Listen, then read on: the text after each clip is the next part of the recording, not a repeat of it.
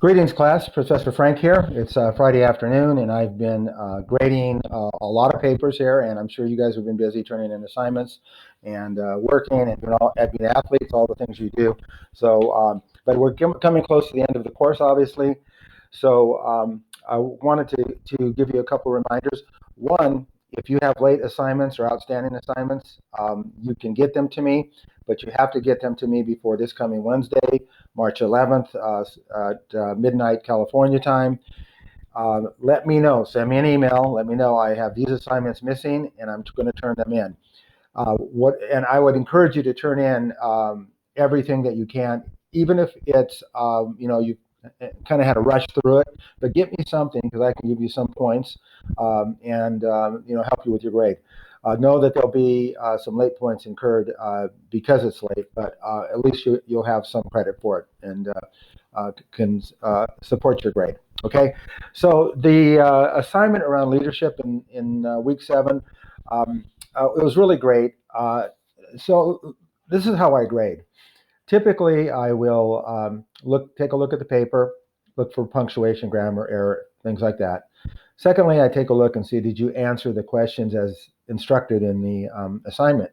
And then lastly, I take a look at content, which is really important. What did you say? How did you answer a question? Did you support it with references or quotes, things like that?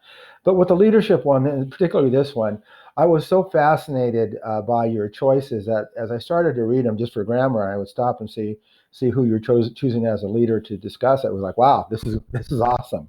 And so what I'm going to do this week, and I don't have time to connect the leader with the student, but I'm just going to list the leaders, and you'll know if it's you as I discuss who these people are. Many of you did moms and dads, and that's great. Those are great role models. They fall under family. They could fall under education. They can fall under work. They are great teachers, especially if you have a warm, a loving family. And there's, you always have dysfunction, but I understand that for the most part, your parents and families are very important. One student talked about his brother and how his brother really helped him come out of a shell when he was 13, and helped the student develop into a great athlete. That was a very touching story. Okay, for some celebrities, Conor McGregor. Hey, I like Conor McGregor. I think he's a very interesting and intriguing person. And good job looking at him as a leader. He's a little rough around the edges, right? But I think he'll grow into something as he gets older. I didn't know this guy, the next leader. I think it's T1 or King of the South, rapper, athlete, etc. I thought he was pretty interesting. And one of the quotes he said that the King of the South said, "How can you be King of the South and you have all these things and you this isn't a direct quote, but how can you be King of the South and not helping people who need help?" I thought that was pretty cool. LeBron and Kobe, the basketball stars, were also chosen as leaders. With Kobe and his recent passing, he has been elevated to a kind of an all-star leader with everything he's done in his life. So many of you talked about him.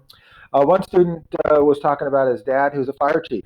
I'm not sure where we're at, but very proud of his father, that he puts his life on the line every day to take care of people. That was cool. We had a water polo team captain, Olympian level.